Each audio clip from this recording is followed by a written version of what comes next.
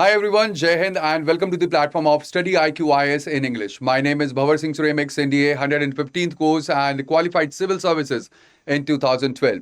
And I welcome you on the platform. Now in this session, we'll be talking about why we had the Western Ghats which had been in news. Now, when it comes to the news, so basically the news was that ultimately after the 12 years of the first draft notification that was, it was notified in 2014, the Union Environment Ministry is finally ready to roll out, or you can say finalize and notify the ecological sensitive areas in the Western Ghats that are there. Now, there was the continuous friction between the states about notifying the ecological sensitive areas, and ultimately, the central government have shifted its previous policy. Earlier, the central government wanted to notify the ecological sensitive areas in whole of the Western Ghats, but now the central government have moved from it towards the state-by-state incremental approach. And thereby, initially, the ecological sensitive areas, they will be notified across only the 3 of the states where the contentious boundary disputes, they had been resolved. And these 3 states are, we have Goa, we have Maharashtra and Gujarat, which are the northern states when it comes to the, when it comes to the Western Ghats. Now, there is the ground truthing conciliation. And there is Sanjay Kumar committee that had been formed in 2022. It has, negotiated and renegotiated the boundaries on a village by village basis in these 3 of the states, overcoming the rigid satellite mapping deadlocks that were there and that have caused the 6 successive draft revision as well. And ultimately, after the ecologically sensitive areas will be notified, so there will be strictly prohibition about the new mining, quarrying, the coal power plants and the red category high polluting industries as well, while capping the major commercial expansions in the region also, which is very important for preserving the Western Ghats.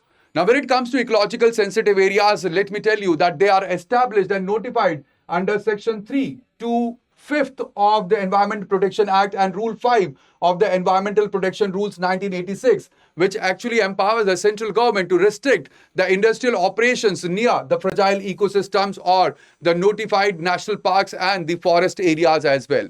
Now, basically, these ecologically sensitive areas, they are designed to function as the transition zone, or you can say as the buffer zone as well. Now, when it comes to the biosphere reserves, so in the biosphere reserves, we have the buffer zones, but we do not have the buffer zones when it comes to national park or the wildlife sanctuary or the forest areas. So thereby, in these regions, the protected regions will be, the regions that is, just bordering these protected states or the protected areas. So there, the ecological sensitive areas, they are or they function as the transition zones or the buffer bands surrounding the highly protected national parks which are there and the wildlife sanctuaries, which absorbs the anthropogenic stress and the developmental creep as well.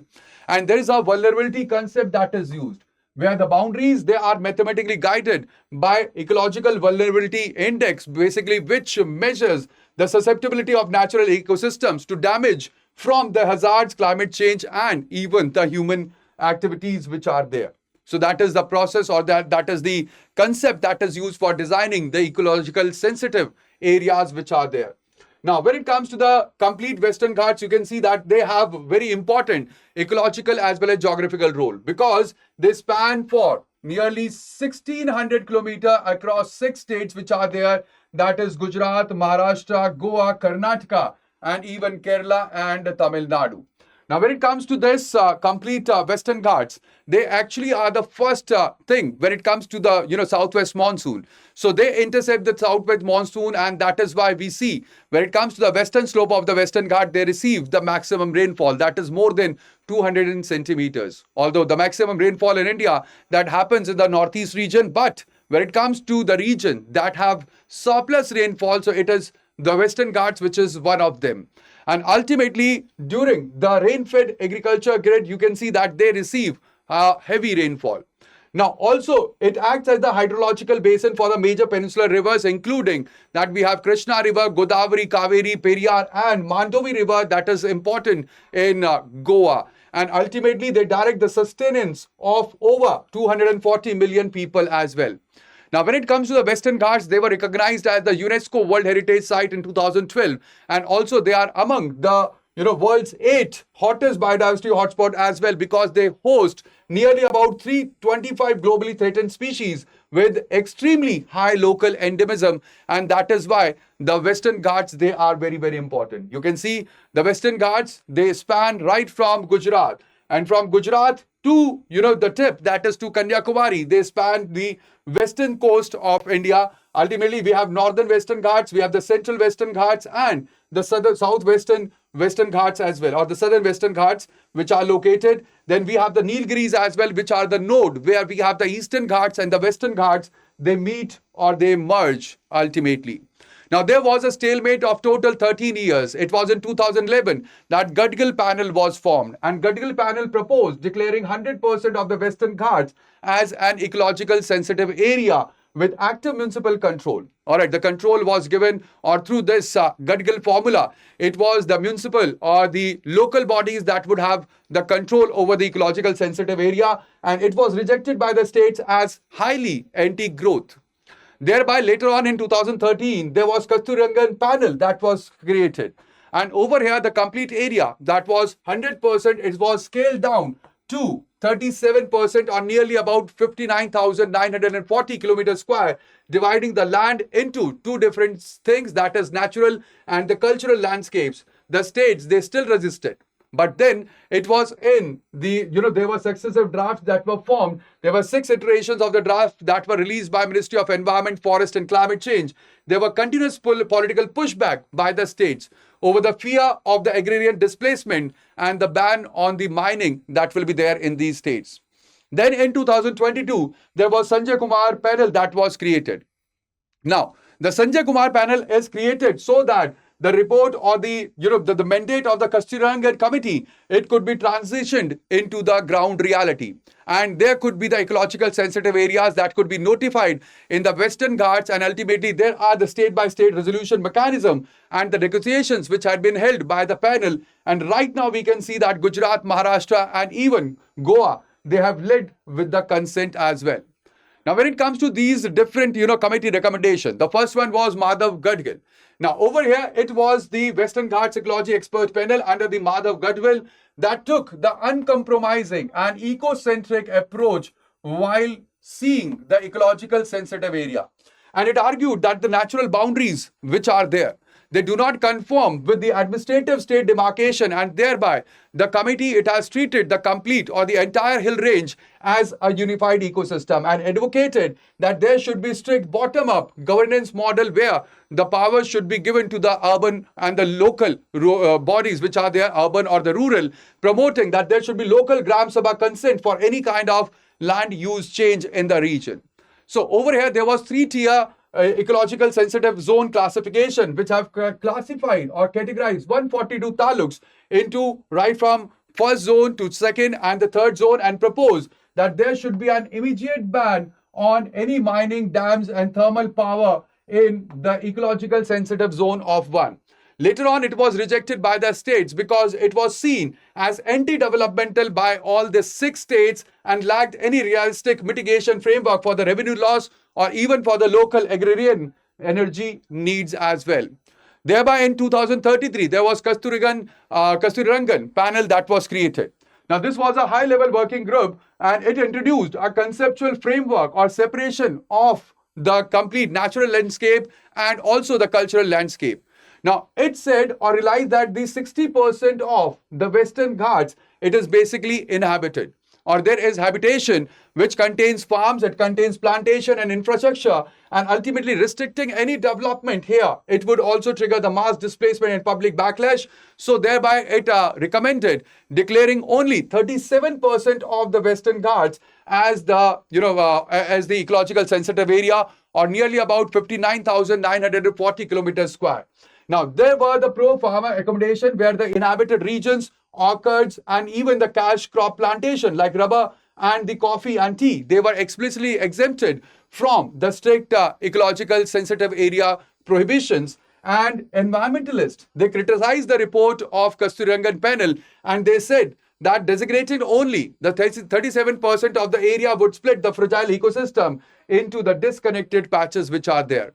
Later on, the Sanjay Kumar Commission had been formed, or the committee had been formed, where It is basically to do the state level consultation and negotiations for the declaration of the ecological sensitive areas. Over here, you can see the draft area in Gujarat. It is 449 kilometers square, and there is minimal conflict and highly cooperative state when it comes to the Gujarat. So there is the consent that has been provided, which had been fully approved, and it is the first state that is ready for the final notification. Then we have Maharashtra, where we have 17,340 square kilometer of the area that had been proposed. And here, they had disagreed on the boundaries of the forest packets. But over here, this had been resolved, and ultimately, ground truth village boundaries had been proposed. Now, what are ground truth boundaries, basically? Now, when it comes to the satellite, so all the, everything that was done previously, it was based upon the satellite data. Now, that satellite data had been matched with the on-ground realities, and that is the ground truth village boundaries, how they had been delineated by the committee.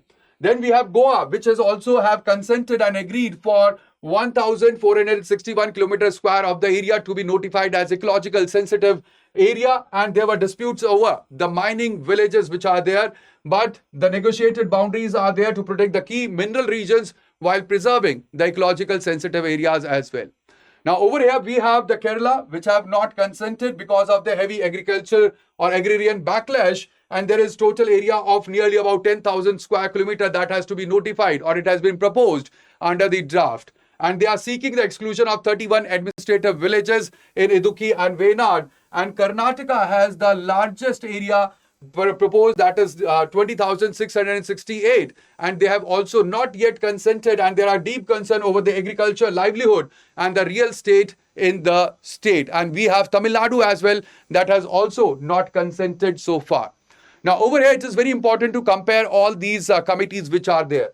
When it comes to Gadkil committee, so it recommended 64% of the Ghats and 100% of the physical hill range to be declared as ecological sensitive area, and the governance hierarchy was bottom up, where the Gram Sabha had to be the statutory local authority, and there was to be indefinite ban of the mining in ecological sensitive zone 1 and 2, and to be phased out in the existing region in 5 years.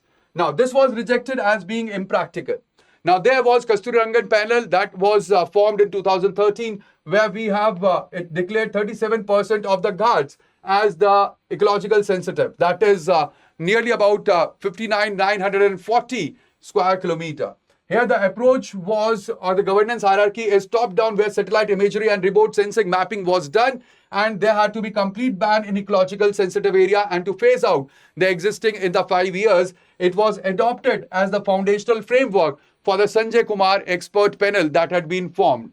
Now, according to this, total area of 56,825.7 square kilometer had to be, it had to be declared as the ecological sensitive area, tuned by the local feedback. And here, basically, you can see the governance hierarchy is hybrid, where the negotiations are taking place with the state government, and the ground truthing operations are being conducted by the panel. And ultimately, the mining will be banned in the notified ecological sensitive areas. There will be statewide buffers. They are allowed to operate outside. And there will be active implementation vehicle, that is by 2026, we will see that 3 of the states, they will notify the ecological sensitive area that will be there. But at the same time, the major, friction is about the federalism debate. Now, why federalism debate? That is because when it comes to the environment or the forest, basically they are under the concurrent list. All right, they are listed as entry 17A. And ultimately, when it comes to land policy and land tenure, they are under the exclusive jurisdiction of the state list under entry 18. And thereby, there is the federal friction when it comes to notification of the ecological sensitive areas, because the center notifies the ecological sensitive areas under the Environment Protection Act of 1986. Now, after the notification that is notified, so over here, this is seen by the states as an encroachment on their sovereign power to regulate the local land use and even development. And that is the reason why several of the states, they have resisted the notification for 13 years, highlighting that there is persistent balance of power challenges in India's cooperative federalism that is there. Now, over here, it is very important that there is decentralization dilemma as well, because when it comes to the 73rd and 74th Amendment Acts, so they empower the panchayats and Gram Sabha to manage the local natural resources. But when it comes to the draft ecological sensitive areas notification, so they will bypass these local bodies and they will place the control directly into the hands of central and the state bureaucracy. Also, when it comes to the recent catastrophic landslides in Idukki and Wayanad, that is located in Kerala, that illustrates the cost of delaying the ecological sensitive areas notification, because ultimately protection of the natural natural environment, that is very important. The conservation of the natural environment is very important, and if there will be haphazard and illegal mining that will happen into the region, so that will ultimately weaken the complete ecosystem, and the fragility that will we will see in the form of the various disasters that we have seen in the country. All right, so that would be all in this session. I hope that now this is clear to you that why we had the Western Ghats that had been in news, and also which are the important panels which had been constructed for declaring the ecological sensitive areas into the zone or the Western Ghats, and what are the key differences and what has happened so far. So that would be all in this video. But if you are preparing for the Civil Services 2027-28 or even for 2029, then you can join the GS Foundation batch on the platform of Study IQ. Now, these batches are on the basis of the SMART model, and ultimately you can use the code that is BRS Live for the maximum discount. So that would be all. Thank you. Bye-bye. Take care and Jai Hind. Do not forget to like the session. Also, do comment and even share this session with your friends. And share, subscribe to our channel so that you do not miss any of the updates in the future. So that would be all. I will see you in the next. But till then, take care of yourself. Thank you. Jai Hind.